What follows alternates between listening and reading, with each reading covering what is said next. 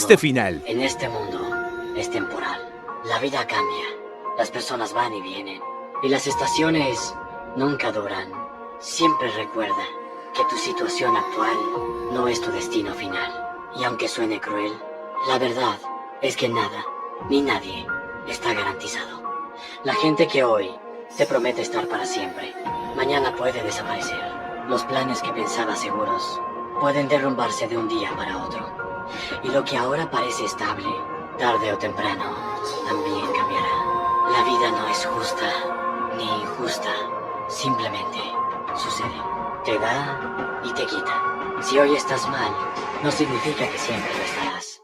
Pero tampoco te engañes, pensando que lo bueno dura para siempre. Todo se transforma. Y quizá esa sea la única certeza que tenemos, que nada permanece.